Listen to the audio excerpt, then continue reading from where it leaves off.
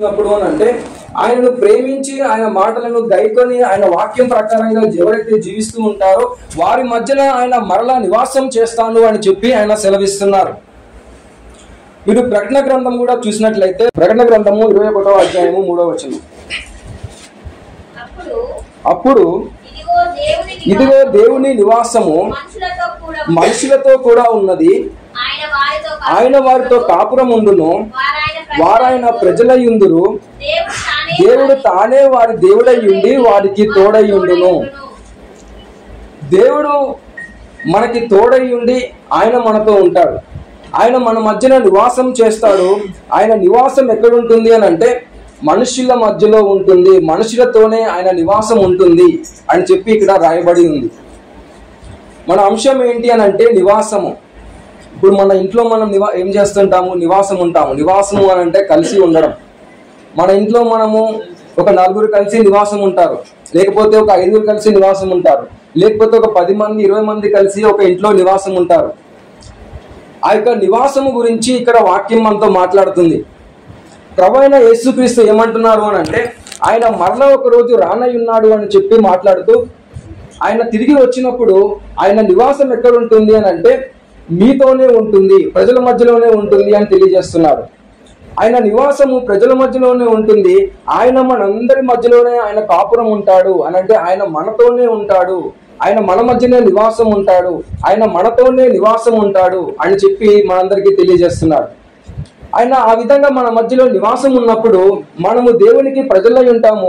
దేవుడు తానే మనకు దేవుడై ఉండి మనకి యుగ యుగాలు కూడా ఆయన తోడై ఉంటాడు అని చెప్పి వాక్యం ద్వారా తెలియజేస్తున్నాడు. హల్లెలూయా, హల్లెలూయా. మన ఇంట్లో మనం నివాసం ఉంటున్నప్పుడు మనతో ఎవరుంటే మనకు ధైర్యంగా ఉంటుంది? చెప్పండి. మన ఇంట్లో మనం నివాసం ఉంటున్నాం కదా, ఎవరింట్లో వారు నివాసం ఉంటున్నారు కదా, ఎవరుంటే మీ ఇంట్లో ధైర్యంగా ఉంటుంది? 1,00,000 రూపాయలు జీతం తెచ్చేవాళ్ళు ఉంటే ధైర్యంగా ఉంటుంది, అంతే కదా.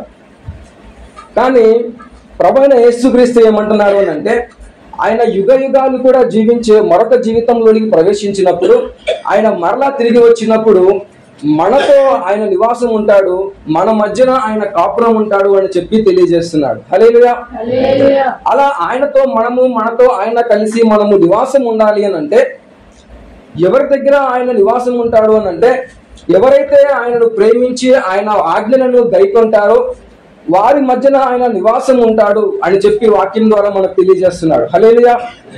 యోహాను సువార్త 14వ అధ్యాయము 15వ వచనంలో కూడా మనతో స్పష్టంగా ఆయన మాట్లాడుతున్న అంశాన్ని మనం చూద్దాము. యోహాను సువార్త 14వ అధ్యాయము 15వ వచనం, మీరు ప్రభువుని ప్రేమించిన ఎడల దేవుని యొక్క ఆజ్ఞలను గైకొందురు. చూడండి, దేవుని యొక్క ఆజ్ఞలను ఎవరు గైకొంటారు అని అంటే ఎవరైతే ప్రభు అయిన యేసుక్రీస్తుని ప్రేమిస్తారో వారే దేవుని యొక్క ఆజ్ఞలను గైకొంటారు అని చెప్పి మాట్లాడుతున్నాడు. ఇక్కడ 2 అంశాలు మనతో కనపడుతున్నాయి. ఆయన మన మధ్యలో నివాసం ఉండాలి అని అంటే, ఆయన మన ఇంట్లో నివాసం ఉండాలి అని అంటే, ఆయన మన జీవితంలో నివాసం ఉండాలి అని అంటే, ఆయన మనతో కలిసి మనము ఆయనతో కలిసి నివాసం ఉండాలి అని అంటే 2 అంశాలని మనకు చూపిస్తున్నాడు. ఒకటి ఏంటి అని అంటే ఆయనను ప్రేమించడం, రెండవది ఏంటి అని అంటే ఆయన యొక్క ఆజ్ఞలను గైకొనడం. ఈ 2 అంశాలని కూడా ఒకదానికి ఒకటి ముడిపడి ఉన్నట్లుగా మనం చూస్తున్నాం. ఎవరు ప్రభువైన యేసుక్రీస్తు ఆజ్ఞలను గైకొంటారు అని అంటే ఎవరైతే ప్రభువైన యేసుక్రీస్తుని ఎక్కువగా ప్రేమిస్తారో, ఎవరైతే ప్రభువైన యేసుక్రీస్తుతో ఆ యొక్క ప్రేమను కలిగి ఉంటారో, ఎవరైతే దేవుణ్ణి ఎక్కువగా ప్రేమిస్తారో వారే ఆయన ఆజ్ఞలను గైకొంటారు అని చెప్పి మాట్లాడుతున్నాడు. దేవుని యొక్క ఆజ్ఞలను అందరూ కూడా గైకొనలేరు. దేవుని యొక్క వాక్యం ప్రకారంగా అందరూ కూడా నడవలేరు. ఎవరు నడవగలరు అని అంటే ప్రభువైన యేసుక్రీస్తుని ప్రేమించే వారు మాత్రమే ఆయన ఆజ్ఞలను గైకొని ఆయన ఆజ్ఞల ప్రకారంగా నడుస్తారు. ఆ విధంగా యేసుక్రీస్తుని ప్రేమించి ఆయన ఆజ్ఞల ప్రకారంగా నడిచే వారితో ఆయన మరలా రానయ్యున్నప్పుడు ఆయన మన మధ్యలో నివాసం ఉంటాడు అని చెప్పి మనకు వాక్యం తెలియజేస్తుంది. హల్లెలూయా.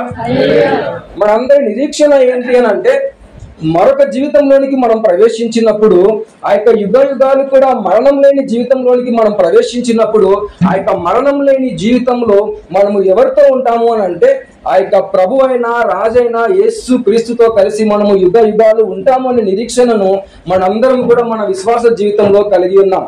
ఆ యొక్క విశ్వాస జీవితంలో మనము ఆయనతో కలిసి యుగ యుగాలు జీవించాలి అన్నా, ఆయన మనతో కలిసి నివాసం ఉండాలి అన్నా దానికి 2 విషయాలు మాత్రమే సాధ్యమవుతున్నాయి. ఆ విషయాలు ఏంటి అని అంటే, దేవుణ్ణి ప్రేమించి ఆయన ఆజ్ఞలను గైకొనిన వారి మధ్యలో యేసు క్రీస్తు మరలా తిరిగి వచ్చినప్పుడు వారి మధ్యలో నివాసం ఉంటాడు అని చెప్పి తెలియజేస్తున్నాడు. ఆయనను ఎవరు ప్రేమించగలరు అని అంటే, ఆయన వాక్యమును ఎవరు గైకొనగలరు, ఆయన ఆజ్ఞలను ఎవరు నడవగలరు అని అంటే, ఎవరైతే ఆయన ఎక్కువగా ప్రేమిస్తారో వారు మాత్రమే ఆయన యొక్క ఆజ్ఞలను గైకొని జీవించగలరు అని చెప్పి మనకు తెలియజేస్తున్నాడు. హల్లెలూయా. ప్రభువైన యేసు క్రీస్తు ఆయన మరణించి 3వ రోజు తిరిగి లేచిన తర్వాత ఆయన పేతురు దగ్గరికి వచ్చి అడుగుతున్న మాట ఏంటి అని అంటే, పేతురు నన్ను ప్రేమిస్తున్నావా అని చెప్పి ప్రభువైన యేసు క్రీస్తు అడుగుతున్నాడు. ఏమడుగుతున్నాడు? పేతురు నన్ను ప్రేమిస్తున్నావా అని చెప్పి అడుగుతున్నారు. ఈ మాటని మనం ఎక్కువగా ఎక్కడ వింటాము? ఎవరైనా ఒక దగ్గరికి వచ్చి నన్ను ప్రేమిస్తున్నావా అని అడిగే పదాన్ని, ఆ మాటని మనము ఎక్కడ వింటాము చెప్పండి? ఎక్కువగా అయితే సినిమాల్లో వింటాం, తక్కువగా అయితే సీరియల్లో వింటాం కదా. అక్కడక్కడ రోడ్ల మీద వింటాము, పార్కుల్లో వింటాము, కాలేజీలో వింటాము, లేకపోతే క్యాంటీన్లో, ఆఫీస్లో, ఎక్కడ పడితే అక్కడ వింటా ఉంటాము ఈ పదాన్ని. ఎందుకు అని అంటే, చాలా మంది ఏం కోరుకుంటారు అని అంటే, ఎవరో ఒకరు వారిని ప్రేమించాలి అని చెప్పి కోరుకుంటారు. ఒకవేళ కనుక వారిని ఎవరైనా ప్రేమించకపోతే ఒకటి చచ్చిపోతారు, లేకపోతే చంపేస్తారు. ప్రతి ఒక్కరు కోరుకునేది ఏంటి అని అంటే, వారిని ఒకరు ప్రేమించాలి అని చెప్పి కోరుకుంటారు. వారు ఒకరిని ప్రేమిస్తూ తిరగాలి అని చెప్పి కోరుకుంటారు. ఇదే జీవితం అని చెప్పి చాలా మంది జీవిస్తూ ఉంటారు. మిర్యాలగూడలో ఒక అబ్బాయి ప్రేమించినందుకు అతని తండ్రి ఏం చేశాడు? అతన్ని చంపేశాడు.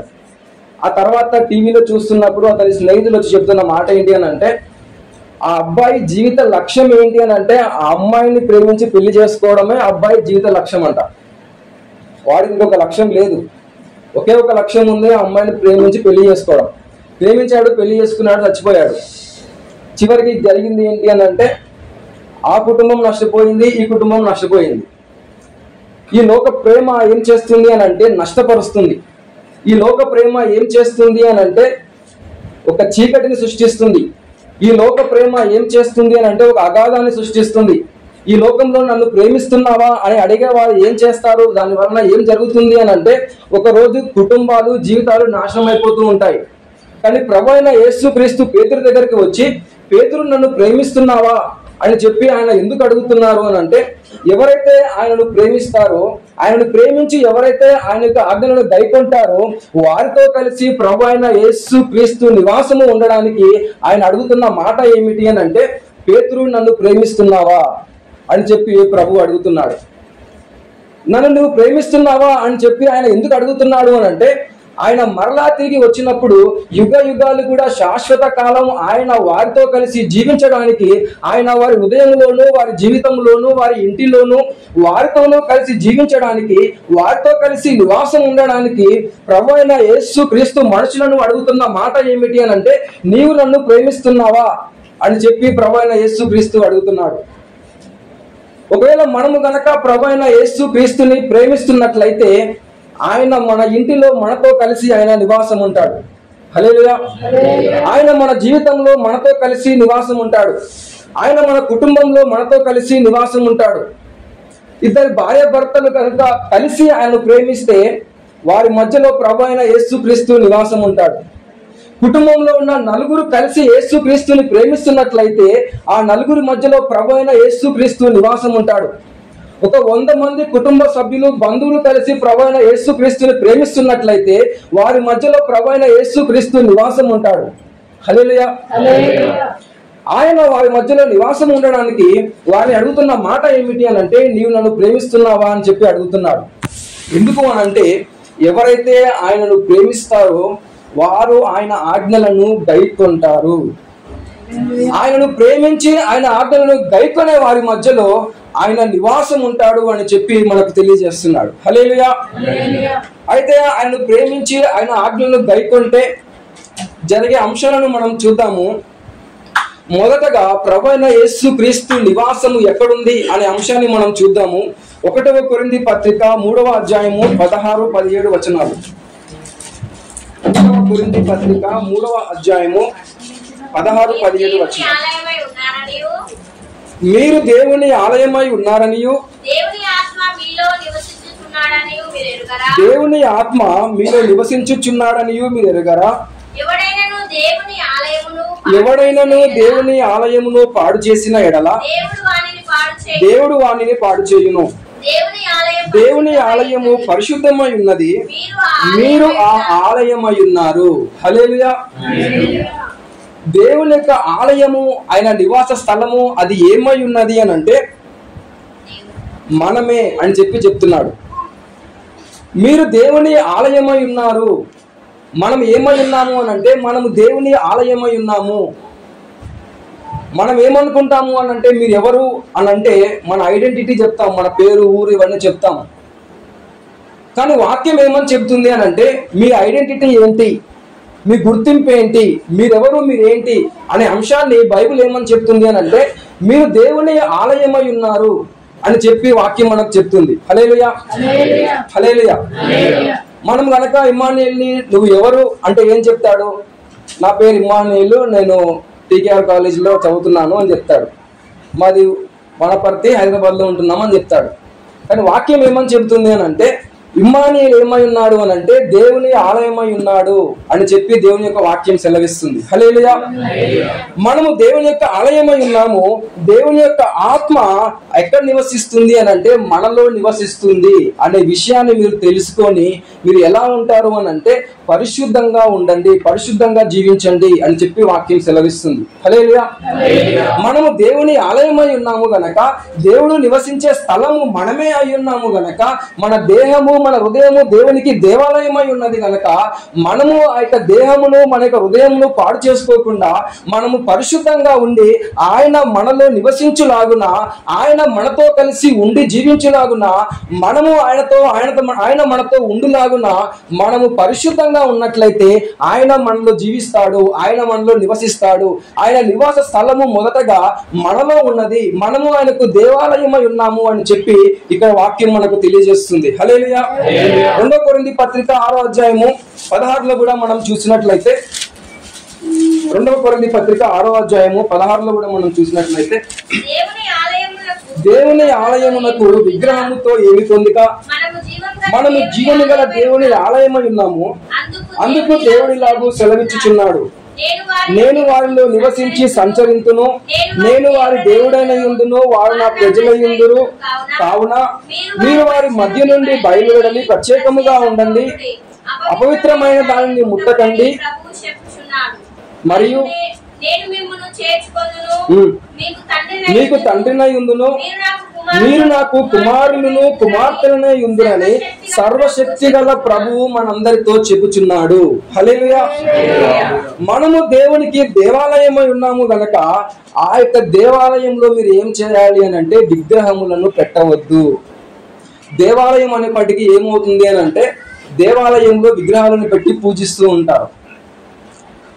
మీరు కూడా ఒకవేళ మీరు మీ హృదయాలు, మీ దేహములు మీరే దేవాలయము అని చెప్పి చెబుతున్నాడు కనుక మీరు కూడా ఒకవేళ అన్యులకు వలె మీ దేహములో, మీ హృదయంలో మీరే దేవాలయము గనక మిమ్మల్ని దేవాలయముగా చెబుతున్న ఆ దేవాలయంలో మీరు కూడా విగ్రహములను పెట్టవద్దు, వాటితో మీకు ఏమి పొందిక అని చెప్పి వాక్యం మనతో మాట్లాడుతుంది. హల్లెలూయా.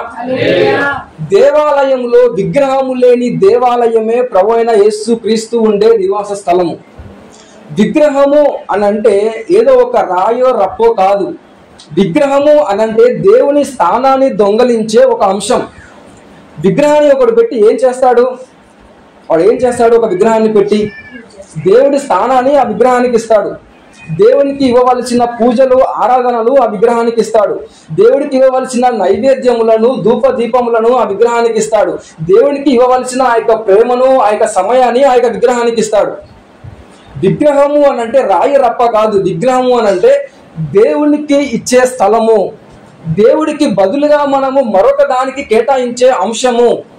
దాన్ని మీ హృదయంలో మీరు దేవాలయముగా ఉన్నారు గనక ఆ దేవాలయంలో విగ్రహములను మీరు ఉంచుకొనవద్దు అని చెప్పి వాక్యం సెలవిస్తుంది. హల్లెలూయా. విగ్రహము ఉన్న చోట ఆయన నివాసము చేయడు గనక మీరే దేవునికి దేవాలయమై ఉన్నారు గనక మీ హృదయంలో ప్రభు అయిన యేసు క్రీస్తు పూజింపబడులాగున, ఆరాధించబడులాగున, ఆయన నివసించులాగున మీరు ఏం చేస్తారు అని అంటే మీ హృదయంలో ప్రభు అయిన యేసు క్రీస్తుకు తప్ప మరి దేనికి కూడా చోటు ఇవ్వకుండా, అవకాశం ఇవ్వకుండా ఆ ప్రభువుని మీ హృదయంలో మీ యొక్క దేవాలయంలో మీరు ప్రతిష్ఠించి మీరు ఎల్లప్పుడూ కూడా పరిశుద్ధంగా జీవించండి అని చెప్పి వాక్యం మనకు సెలవిస్తుంది. ఆ విధంగా మీరు జీవించినట్లయితే మీరు ఏమై ఉంటారు అని అంటే ఆయనకు కుమారులను కుమార్తెలనై ఉంటారు అని చెప్పి వాక్యం మనతో మాట్లాడుతుంది. హల్లెలూయా. అబ్రహాముతో దేవుడు ఏమని మాట్లాడుతున్నాడు అని అంటే ఇస్సాకును నాకు బలిగా ఇమ్మని చెప్పి అడుగుతున్నాడు. ఇస్సాకును ఎందుకు బలిగా అడిగాడు? అసలు ఇస్సాకుని బలి ఇవ్వాల్సిన అవసరం ఏముంది? బైబిల్లో ఎక్కడ కూడా దేవుడు మనుషులను బలిగా ఇమ్మని ఎక్కడ కూడా అడగలేదు కదా. ఆయన ఎక్కడ కూడా ఏ మానవుడిని బలి చేయమని చెప్పి అడగలేదు కదా. మానవుల యొక్క పాపముల కొరకు తానే బలవుతాడు అని చెప్పి ఆది కాండం నుంచి కూడా మాట్లాడుతూ వస్తున్నాడు కదా. మానవుల కొరకు ఆయనే బలి పశువుగా మారతాడని, ఆయనే బలి అవుతాడని, ఆయనే శిలో రక్తము కారుస్తాడని, ఆయన యొక్క బలిగా మాట్లాడుతున్నాడు కదా. ఒక మనిషిని ఎందుకు బలిమ్మని చెప్పి అంటున్నాడు? ఒక కుమారుని ఎందుకు బలిమ్మని చెప్పి అడుగుతున్నాడు అని అంటే ఆ కుమారుడు అబ్రహాము జీవితంలో ఎలా మారాడు అని అంటే ఒక విగ్రహముగా మారాడు. అందుకనే ప్రభువైన యేసు క్రీస్తు దేవుడు మాట్లాడుతున్నాడు కదా, నీ జీవితంలో విగ్రహముగా మారిన నీ కుమారుణ్ణి బలిపీఠము దగ్గర బలి ఇమ్మని చెప్పి అడిగాడు. హల్లెలూయా. బలి ఇవ్వడము అని అంటే నీ హృదయంలో కుమారుడికి ఆ యొక్క స్థానము, దేవునికి ఇవ్వవలసిన స్థానమును కుమారుడికి ఇవ్వకుండా దేవునికి ఇవ్వాల్సిన స్థానమును దేవునికి ఇమ్మని చెప్పి అక్కడ వాక్యం సెలవిస్తుంది. హల్లెలూయా. నిజంగానే కుమారుని బలి తీసుకున్నాడా అంటే లేదు. ఎందుకు అని అంటే దేవుని యొక్క ఉద్దేశం ఏమిటి అని అంటే కుమారుణ్ణి ఇస్సాకును బలి తీసుకోవడం కాదు. అబ్రహాము అనే దేవాలయంలో విగ్రహముగా ఉన్న ఆ యొక్క కుమారుడి పైన ఉన్న ప్రేమను తీసివేయడం, అబ్రహాము జీవితంలో ఉన్న ఆ యొక్క విగ్రహమును తీసివేయడము, దాని కొరకు ఆయన బలిగా అడిగాడు కానీ కుమారుణ్ణి కాదు. మన జీవితమే ఒక దేవాలయంగా ఉన్నప్పుడు ఆయన మనతో నివసించాలి అని చెప్పి ఆయన కోరుకుంటున్నప్పుడు, దేవుడు మనతో కలిసి నివసించాలి అన్నప్పుడు, మనము దేవుడితో కలిసి ఉండాలి అన్నప్పుడు, మనము ఆయనకి కుమారుడుగాను కుమార్తెలుగాను యేసుక్రీస్తుతో మనం ఉండాలి అన్నప్పుడు మన జీవితంలో ఏం ఉండకూడదు అని అంటే విగ్రహము మన జీవితంలో ఉండకూడదు. హల్లెలూయా. ఆ విధంగా మనము దేవునికి దేవాలయమై ఉన్నాము గనక మన జీవితంలో మనము ఆయనకు కుమారులుగాను కుమార్తెలుగాను మనం ఉండులాగున ఆ యొక్క దేవాలయమును మనం పరిశుద్ధంగా ఉంచుకోనండి అని చెప్పి దేవుడు మనతో మాట్లాడుతున్నాడు. హల్లెలూయా. మనము ఎఫెసీ పత్రిక 2వ అధ్యాయము 22వ వచనంలో కూడా మనం చూస్తే, ఎఫెసీ పత్రిక 2వ అధ్యాయము 22వ వచనం, ఆయనలో మీరు కూడా ఆత్మ మూలముగా దేవునికి నివాస స్థలమై ఉండుటకు కట్టబడుచున్నారు. హల్లెలూయా.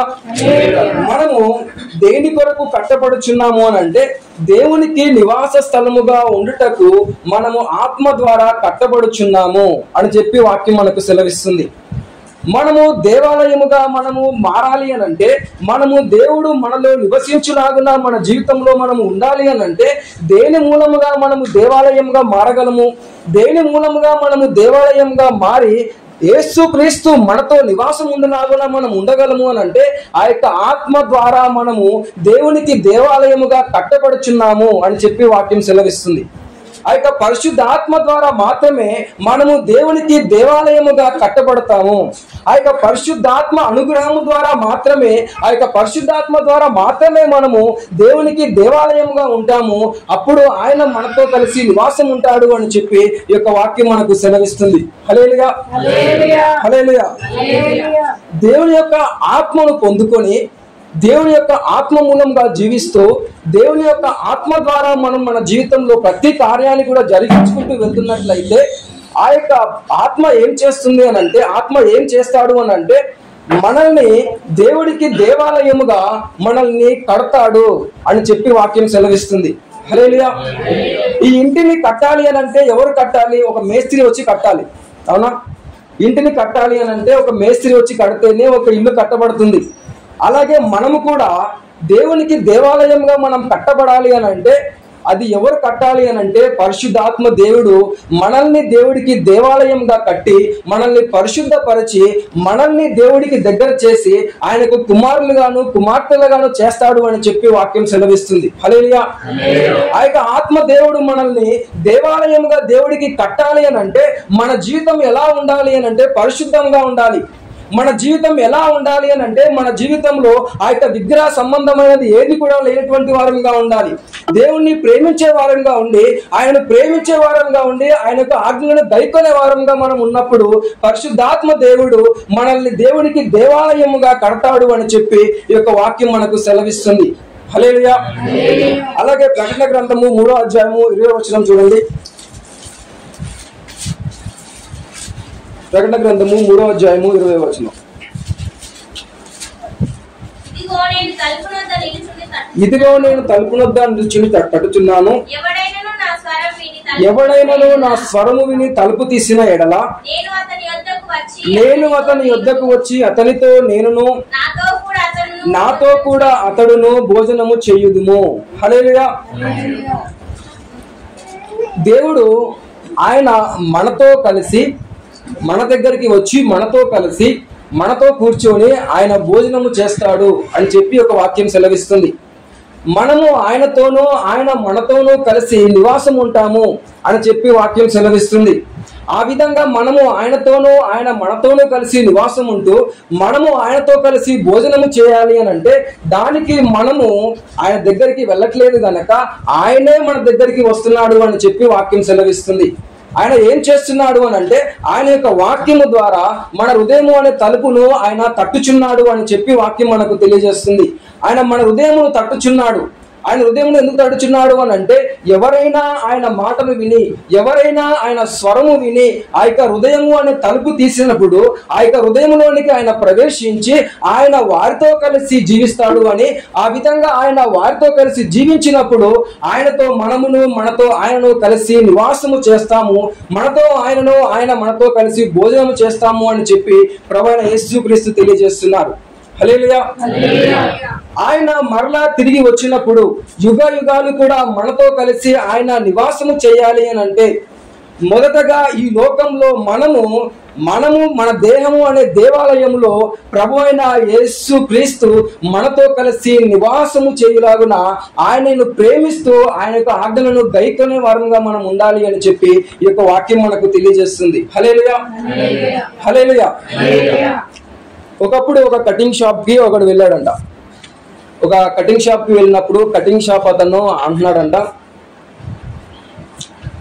మీరు చెప్తున్న దేవుడు నిజంగానే దేవుడైతే, మీరు ప్రకటిస్తున్న దేవుడు నిజంగానే దేవుడైతే ఈ లోకంలో ఎందుకు ఇంకా రోడ్డు పక్కన పడి ఉన్న వాళ్ళు ఉన్నారు, ఎందుకు కష్టాలు పడుతున్న వారు ఉన్నారు, ఎందుకు ఈ లోకంలో ఇంకా వేదన పడుతున్న వాళ్ళు ఉన్నారు, ఈ లోకంలో ఇంకా ఎందుకు పాడైపోతున్న వాళ్ళు ఉన్నారు, అలా ఉన్నారు అని అంటే దేవుడు ఏం చేస్తున్నాడు? దేవుడు పట్టించుకోవడం లేదా? లేకపోతే మీరు ప్రకటిస్తున్న దేవుడు కాదా? ఈ విధంగా లోకంలో ఇంకా అనేకులు నశించిపోతున్నారు అని అంటే దేవుడు లేడా అని చెప్పి ఒక వ్యక్తి అడిగినప్పుడు ఆ కటింగ్ చేసుకున్న వ్యక్తి ఏం చేశాడు అని అంటే ఒక 5 నిమిషాలు ఆగు అని చెప్పి రోడ్డు పైన బాగా జుట్టు గెడ్డం మీసాలు పెంచుకున్న వాడిని తీసుకొని వచ్చాడంట. తీసుకొని వచ్చి కటింగ్ షాప్ అతని దగ్గర తీసుకొని వచ్చి ఈ లోకంలో ఇంకా చాలా మంది రోడ్ల పైన జుట్లు పెంచుకొని గెడ్డం పెంచుకొని మీసాలు పెంచుకొని తిరుగుతూ ఉన్నారు. జనాలు ఇంకా రోడ్ల పైన జుట్లు పెంచుకొని గెడ్డం పెంచుకొని తిరుగుతున్నారు అని అంటే కటింగ్ షాప్ వాళ్ళు మంచోళ్ళు కాదా అని అడిగాడంట. కటింగ్ షాప్ వాళ్ళు సరిగ్గా కటింగ్ చేయట్లేదా? వాళ్ళు మంచి కటింగ్ షాప్ వాళ్ళు కాదా? మీరు నిజంగానే మంచి కటింగ్ షాప్ వాళ్ళు అయితే, మీకు నిజంగానే కటింగ్ చేసే శక్తి మీలో ఉంటే ఈ లోకంలో ఎందుకు జనాలు ఇంకా గెడ్డాలు జుట్లు మీసాలు పెంచుకొని తిరుగుతున్నారు అని చెప్పి అడిగాడంట. దానికి బదులుగా అతను చెప్పిన సమాధానం ఏంటి అని అంటే, మా షాప్ బయట మేము బోర్డు పెట్టాం. ఏమని పెట్టాము అని అంటే కటింగ్కి 100 రూపాయలు, గెడ్డంకి 70 రూపాయలు అని బోర్డు పెట్టాము. అది చూసి కూడా మేము పిలుస్తున్నాము బోర్డు పెట్టి, అది చూసి కూడా వాడు వచ్చి కటింగ్ చేసుకోకపోతే నేనేం చేస్తాను అని అన్నాడంట. అతను చెప్పిన మాట ఏంటి అని అంటే, దేవుడు కూడా మన అందరినీ ఏం చేస్తున్నాడు అని అంటే పిలుస్తున్నాడు. ఈ లోకంలో ప్రయాసపడి భారం మోసుకొని పోచిన జనులారా నా యుద్ధకు రండి అని చెప్పి ఆయన పిలుస్తున్నాడు. ఆయన పిలుస్తున్నప్పటికీ కూడా ఆయన స్వరము విని ఎవరు వెళ్ళడం లేదు. ఆయన స్వరము విని వెళ్ళిన వాళ్ళు వారి జీవితంలో వారు నిత్య జీవం వైపుకు వెళ్తున్నారు. దేవుడు వారితో కలిసి నివాసం ఉంటున్నాడు. ఆయన స్వరము వినపడుతున్నప్పటికీ కూడా ఆయన స్వరము విని వెళ్ళని వారు ఇంకా ఈ లోకంలో అలాగే నశించిపోతున్న వారిగా ఉన్నారు. ఆయన ప్రయాసపడి భారం మోసుకొని పోచిన జనులారా రండి అని చెప్పి పిలుస్తున్నా కూడా వెళ్ళట్లేదు కనుక ఆయన ఈసారి ఏం చేశాడు అని అంటే, ప్రకటన గ్రంథం వచ్చేసరికి ఆయనే స్వయముగా మన యొక్క తలుపుని కొడుతున్నాడు. ఆయనే స్వయముగా మన హృదయం అనే తలుపుని కొడుతున్నాడు. ఆయనే ఇంకా దగ్గరికి వచ్చి మన తలుపు యొద్ద నిలబడుతున్నాడు. ఇంకా ఆయన ముందుకు వచ్చి మన తలుపు దగ్గర నిలబడి ఆ యొక్క తలుపుని తట్టుచున్నాడు. అంటే ఎంత దగ్గరగా వచ్చాడు అంటే, ఆయన ఒక్క అడుగేసి మనము ఆ తలుపు తీస్తే చాలన్నమాట. ఆయన మన ఇంటిలోనికి వచ్చి మనతో కలిసి నివాసం ఉంటాడు. అంత దగ్గరగా ఆయన వచ్చి మనల్ని పిలుస్తున్నాడు. ఎందుకు అనంటే ఆయన మనతో కలిసి నివాసం ఉండడానికి. హల్లెలూయా. దేవుడి దగ్గరికి వెళ్ళడానికి, దేవునితో కలిసి ఉండడానికి ఈ లోకంలో చాలా మంది ఎక్కడెక్కడికో వెళ్తూ ఉంటారు. కొండలెక్కే వాళ్ళు కొందరైతే గుట్టలెక్కేవారు కొందరు, నీళ్ళల్లో మునిగేవారు కొందరైతే నీళ్ళల్లో ఈత కొట్టేవారు కొందరు, ఈ లోకంలో విచిత్రమైన విన్యాసాలు చేసేవారు కొందరు, బలులిచ్చేవారు కొందరైతే, ఈ లోకంలో డబ్బులు వృధాగా చేసుకునేవారు కొందరు, ఎక్కడెక్కడికో వెళ్ళి దేవుడి కోసం వెతికేవారు కొందరు. ఒక సేవకుడు ఏమంటాడు అని అంటే, ఈ లోకంలో ఉన్న అన్ని మతాలు కూడా దేవుణ్ణి వెతకడానికి సృష్టించబడితే క్రైస్తవ్యం మాత్రము దేవుడే మనుషుల్ని వెతుక్కుంటూ వచ్చాడు అని చెప్పాడు. హల్లెలూయా.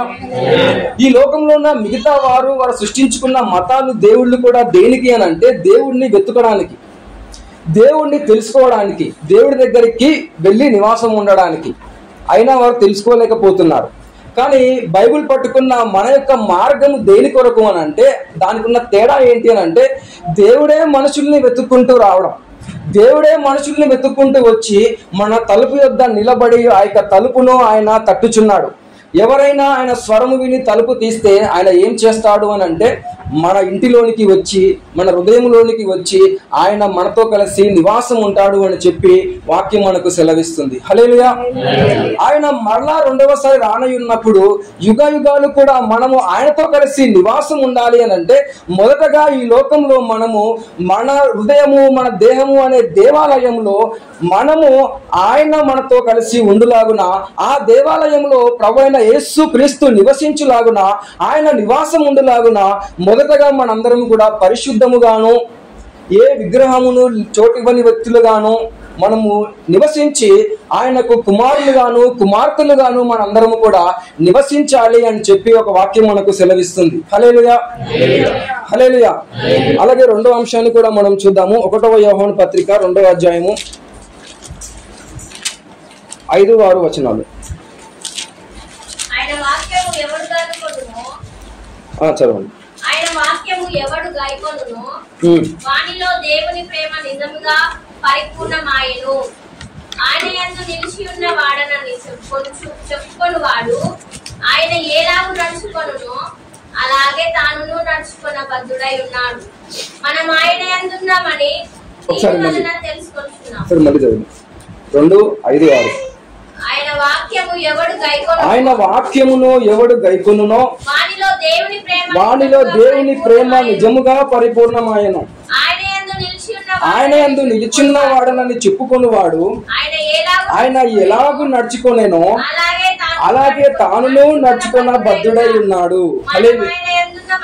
మనం ఆయన యందున్నామని దీని వలన మనము తెలుసుకొనవచ్చును. హల్లెలూయా. ఎవరైతే ఆయన ఆజ్ఞలను గైకొంటారో, ఆయన ఆజ్ఞలను గైకొని దేవుణ్ణి ఎవరైతే నిజముగా ప్రేమిస్తారో వారు ఏమవుతారు అని అంటే, ఈ లోకంలో వారు పరిపూర్ణమవుతారు. వారు పరిపూర్ణమైనప్పుడు దేవుడు ఏ విధంగా అయితే జీవించాడో ఆ విధంగా మనము కూడా జీవించాలి అని చెప్పి, ఆ విధంగా జీవించడానికి మనము పూనుకోవాలి అని చెప్పి ఒక వాక్యం సెలవిస్తుంది. దేవుడు మనతో కలిసి జీవించాలి అని అంటే ప్రభు అయిన యేసు క్రీస్తు నడిచిన ఆ యొక్క మార్గంలో నడుస్తూ, ఆయన జీవించిన ఆ యొక్క జీవితంలో మనము ఆయన అనుసరిస్తూ నడుస్తూ, ఆయనను ప్రేమిస్తూ, ఆయన ఆజ్ఞలను గైకొంటూ, ఆయన ఆజ్ఞల ప్రకారంగా మనం నడవాలి అని చెప్పి వాక్యం సెలవిస్తుంది. హల్లెలూయా. ఆయన యొక్క ఆజ్ఞలు అంటే ఆయన చెప్పిన మాటలు, ఆయన గురించి రాయబడి ఉన్న ఆ యొక్క వాక్యమును ఆ యొక్క ఆజ్ఞలుగా బైబిల్ మనకు సెలవిస్తుంది. ఆ యొక్క వాక్యము అంటే మీరందరూ ఏమనుకుంటున్నారు? చేత్తో రాసిన రాతలు అని చెప్పి అనుకోవచ్చు. లేదు అని అంటే ఏదో కవితలు రాసినట్లు, పుస్తకాలు రాసినట్లు రాశారని చెప్పి అనుకోవచ్చు. ఎన్నో పుస్తకాలు ఈ లోకంలో ఉన్నాయి, ఆ పుస్తకాలలో ఇది కూడా ఒక పుస్తకం వల్ల రాసి పెట్టేశారు అని చెప్పి అనుకోవచ్చు. వాక్యం ఏమని సెలవిస్తుంది అని అంటే, ఆది అందు వాక్యం ఉండెను, వాక్యము దేవుని యొద్ద ఉండెను, ఆ వాక్యమే దేవుడై ఉండెను అని చెప్పి సెలవిస్తుంది. ఆ యొక్క వాక్యము అంటే ఎవరు అని అంటే ప్రభు అయిన యేసు క్రీస్తు ఆయన వాక్యమై ఉన్నాడు.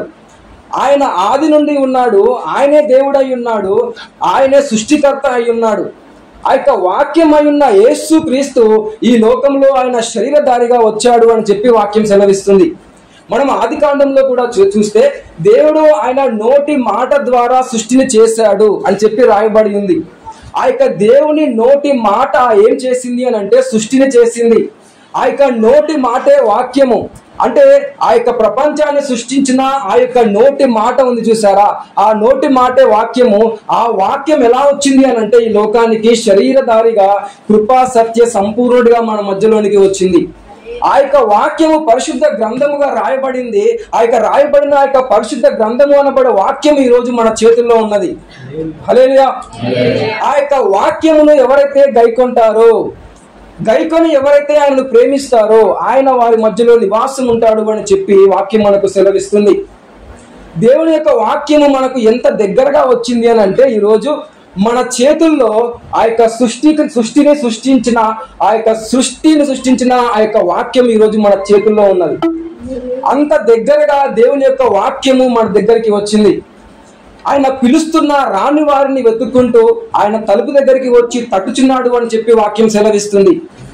ఆ యొక్క సృష్టించిన వాక్యమైన దేవుడు, ఆదిలో పరలోకమందున్న ఆ యొక్క వాక్యమైన దేవుడు, ఆ యొక్క శరీరధారిగా మన మధ్యలోనికి వచ్చిన ఆ యొక్క వాక్యమైన దేవుడు ఈ రోజు ఎక్కడున్నాడు అని అంటే మన చేతుల్లో ఉన్నాడు. హల్లెలూయా. ఈ యొక్క పరిశుద్ధ గ్రంథము ద్వారా ఈ రోజు మనతో మాట్లాడుతున్నాడు, మనతో జీవిస్తున్నాడు. ఆయన మన చేతుల్లో ఉన్నాడు. మనము చదవడానికి, చదివి తెలుసుకోవడానికి, వినడానికి, విని గ్రహించడానికి అనుకూలంగా ఈ రోజు మన మధ్యలో మనతోనే ఉన్నాడు అని చెప్పి ఈ యొక్క వాక్యం సెలవిస్తుంది. హల్లెలూయా. ఆయన అంత దగ్గరగా మన దగ్గరికి వచ్చి, అంత దగ్గరగా మనతో ఉండి ఆయన మనల్ని ఏం చేస్తున్నాడు అని అంటే మనల్ని ప్రేమిస్తూ ఆయన మన మధ్యలో నివాసం ఉండులాగున మనల్ని ఆయన ఆత్మ ద్వారా దేవునికి దేవాలయముగా మనల్ని కట్టుచున్నాడు అని చెప్పి ఈ యొక్క వాక్యం ద్వారా దేవుడు మాట్లాడుతున్నాడు. హల్లెలూయా. 1వ యోహాను పత్రిక 3వ అధ్యాయము 24వ వచనం కూడా చూడండి.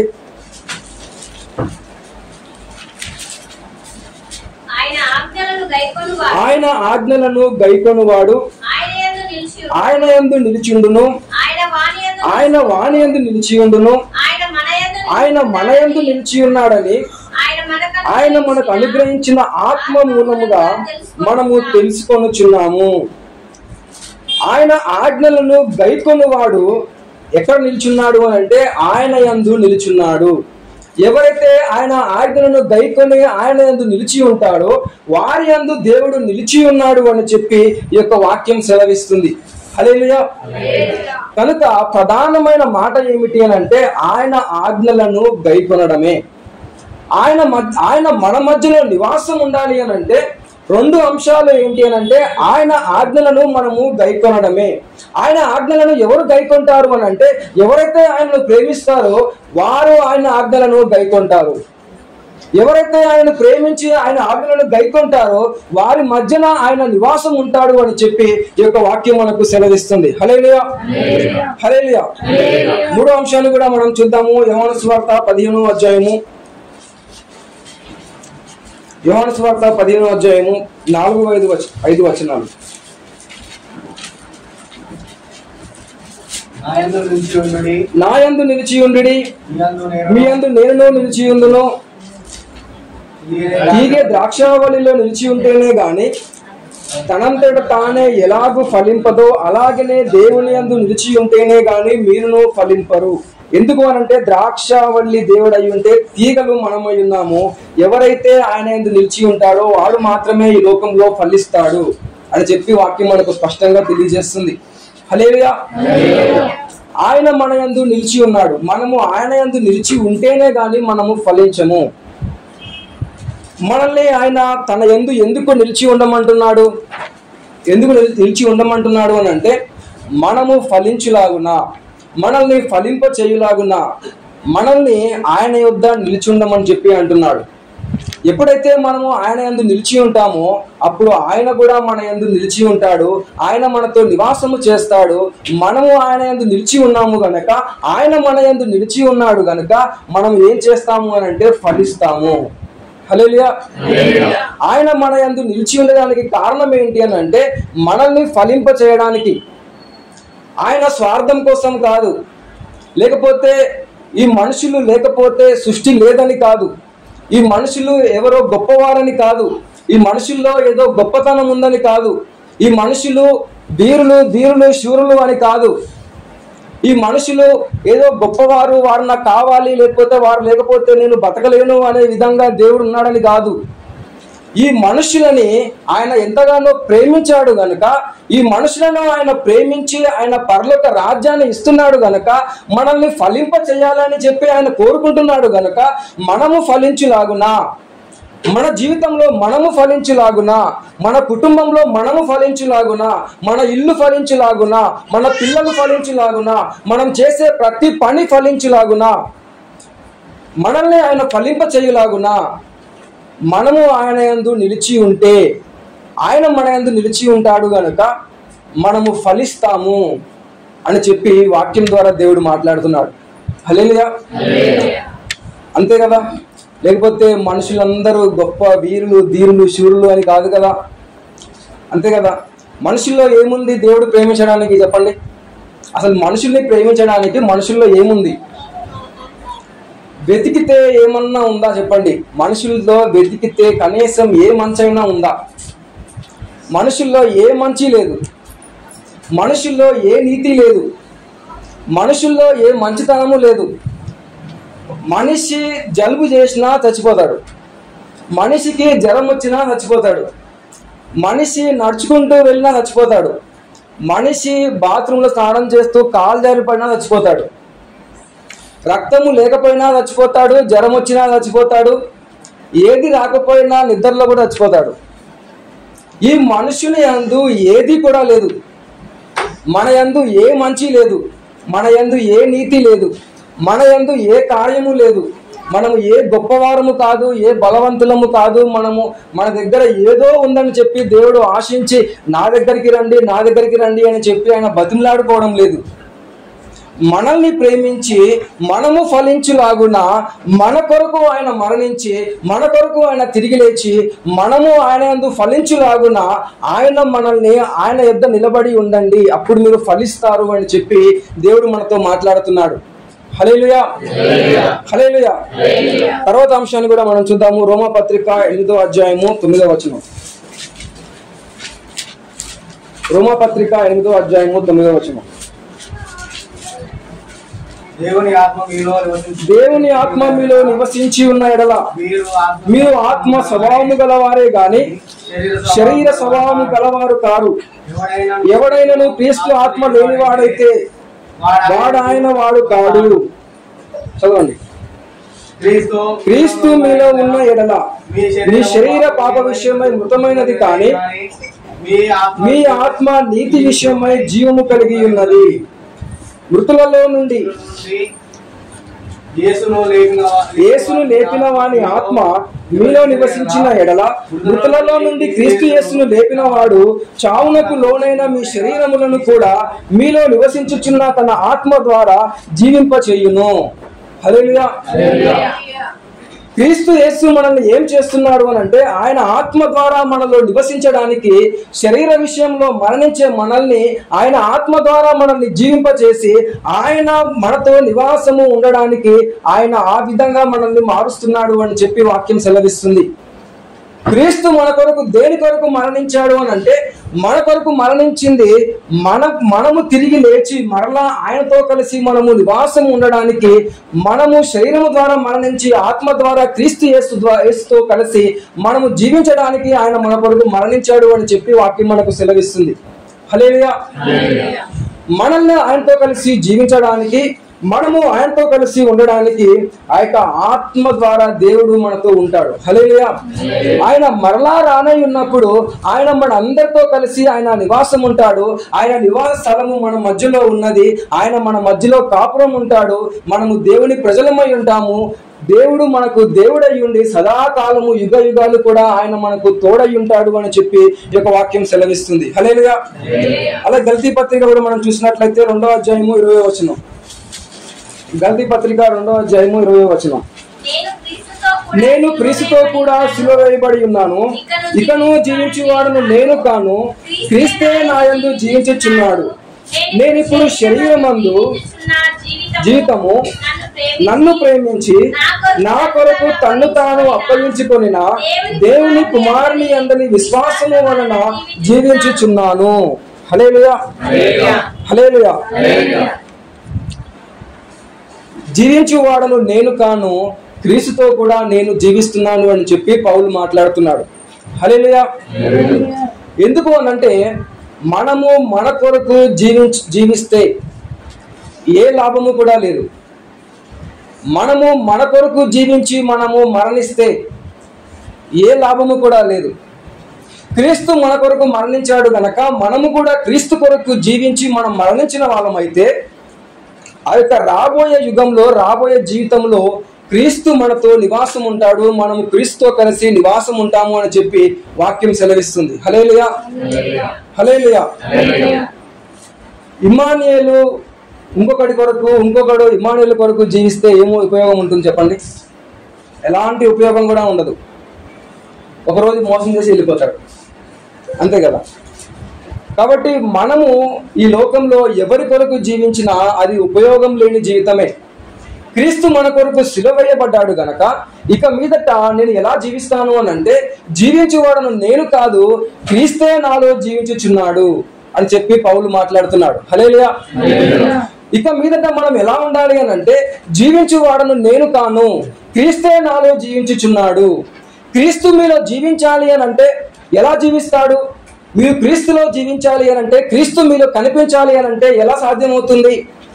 మీరు ఎప్పుడైతే దేవుణ్ణి ప్రేమించి ఆయన యొక్క ఆజ్ఞలను గైకొంటారో అప్పుడు ఆయన మీలో నివాసం ఉంటాడు గనక మీరు ఎలా ఉంటారు అని అంటే జీవించు వాళ్ళు మీరు కాదు కానీ ఇక మీదట మీ జీవితంలో క్రీస్తే జీవిస్తాడు. హల్లెలూయా. మన జీవితంలో వేరే ఎవరైనా జీవిస్తే ఎలా ఉంటుంది చెప్పండి? ఎవరైనా మనల్ని కంట్రోల్ చేస్తే ఎలా ఉంటుంది? రిమోట్ కార్ని కంట్రోల్ చేసినట్టు ఎవరైనా మనల్ని కంట్రోల్ చేస్తే ఎలా ఉంటుంది? కోపం వస్తుంది కదా. నేను జీవించాలా, నా జీవితంలో నువ్వు జీవించాలా అని చెప్పి అంటాం కదా. వేరే ఎవరైనా మనలో జీవిస్తే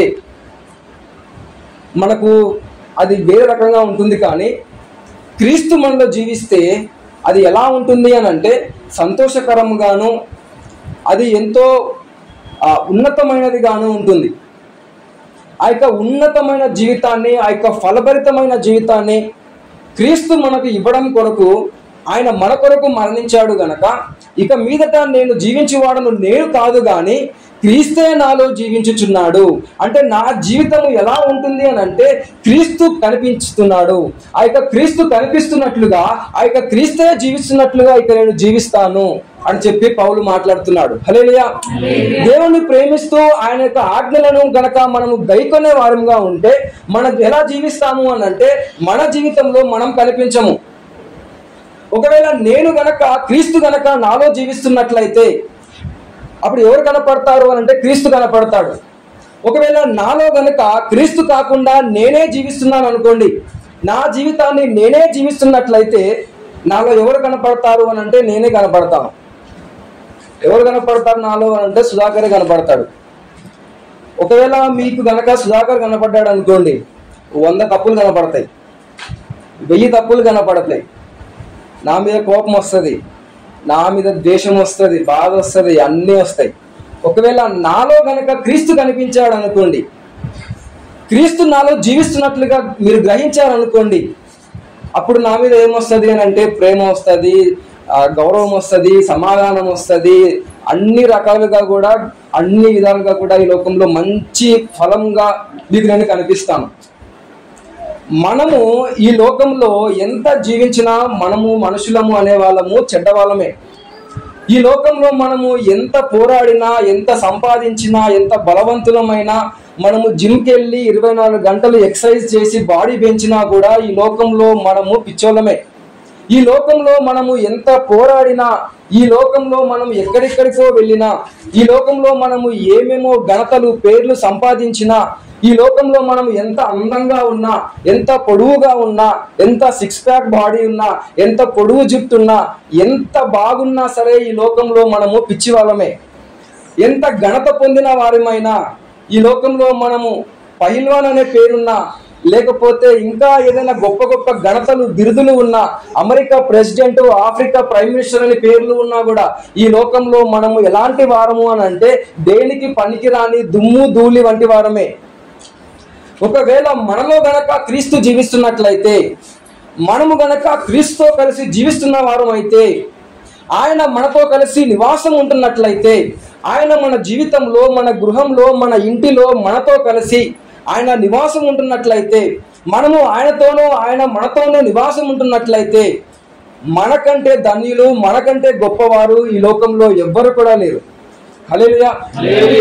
కనుక పౌలు ఏమంటున్నాడు అని అంటే, బలహీనుడైన నేను, దేనికి పనికిరాని వాడినైనా నేను, ఘనహీనుడైన నేను నన్ను నేను జీవించడం లేదు, జీవించేవాడను నేను కాను. ఒకవేళ నేను గనక జీవిస్తున్న వాడనైతే, పౌలు అనబడే నేను గనక జీవిస్తున్న వాడనైతే, ఈరోజు మనం పౌలు గురించి మాట్లాడుకోము. పౌలు గనక తానే జీవించి ఉన్నట్లయితే ఈరోజు పౌలు గురించి ఇక్కడ రాయబడి ఉండదు, ఆ పౌలు గురించి మనము మాట్లాడుకోము. పౌలు తాను జీవించలేదు, కానీ క్రీస్తే తనలో జీవించాడు, క్రీస్తుతో కలిసి జీవించాడు, క్రీస్తును కలిగి జీవించాడు. గనక ఈరోజు మనం పౌలు గురించి మాట్లాడుకుంటున్నాం. హల్లెలూయా. మనము జీవించే వాళ్ళం మనము కాదు, కానీ క్రీస్తే మనలో జీవించులాగున మనం ఉన్నట్లయితే ఆయన మనతోనూ, మనము ఆయనతోనూ కలిసి నివాసం ఉంటాము. మనము ఆయనతోనూ ఆయన మనతోనూ కలిసి భోజనం చేస్తాము. ఒకరోజు మరలా ప్రభువైన యేసుక్రీస్తు తిరిగి ఈ భూలోకానికి 2వసారి వచ్చినప్పుడు ఎవరైతే ఆయనను ప్రేమించి ఆయన ఆజ్ఞలను గైకొంటారో వారితో కలిసి ఆయన నివాసం ఉంటాడు. యుగ యుగాలు కూడా వారితో కలిసి ఆయన నివాసం ఉంటాడు అని చెప్పి వాక్యం సెలవిస్తుంది. హల్లెలూయా. దేవుని నివాసము మనతో కూడా ఉన్నది, ఆయన నివాసము మన మధ్యలోనే ఉన్నది. ఆయన మరలా తిరిగి వచ్చినప్పుడు ఆయన మనతో కలిసి కాపురం ఉంటాడు అని చెప్పి వాక్యం సెలవిస్తుంది. మన జీవితంలో, మన కుటుంబంలో, మన మధ్యలో ప్రభువైన యేసుక్రీస్తు జీవించినట్లయితే మనము ఫలభరితంగా ఉంటాము అని చెప్పి వాక్యం మనకు సెలవిస్తుంది. హల్లెలూయా. ఆ విధంగా క్రీస్తు మనలో జీవించులాగున మరలా ఆయన 2వసారి రానై ఉన్నప్పుడు ఆయన మన మధ్యలో నివాసం ఉండులాగున మన జీవితము, మనమే దేవునికి దేవాలయము ఉన్న ఆ యొక్క జీవితములో విగ్రహమునకు చోటు ఇవ్వకుండా పరిశుద్ధంగా జీవిస్తూ ఆయనకు కుమారులను కుమార్తెలముగా మనం జీవిస్తూ మనము దేవునితో కలిసి గడుపుతున్న వారమైతే ఆయన మనతో ఉంటాడు, మనము ఆయనతో ఉంటాము అని చెప్పి వాక్యం సెలవిస్తుంది. హల్లెలూయా. మనము క్రీస్తుతో కలిసి జీవించులాగున మనము ఈ భూమిపైన ఇక మీదట జీవించువాడిని నేను కాదు, గాని క్రీస్తే నాలో జీవించుచున్నాడు అనే విధంగా మనము క్రీస్తుని పోలి, క్రీస్తుతో కలిసి క్రీస్తు వలె మనము జీవించాలి అని ఈ యొక్క వాక్యం మనకు సెలవిస్తుంది. హల్లెలూయా. ఆ విధంగా జీవించినట్లయితే దేవుని యొక్క నివాసము మన మధ్యలో ఉంటుంది. మనము ఆయనతో కలిసి నివాసం ఉంటాము, ఆయన మనతో కలిసి నివాసం ఉంటాడు అని చెప్పి ఈరోజు సందేశం ద్వారా దేవుడు మనతో మాట్లాడుతున్నాడు. హల్లెలూయా. ఈ యొక్క వాక్యం దేవుడు దీవించి ఆశీర్వదించును గాక. ఆమేన్.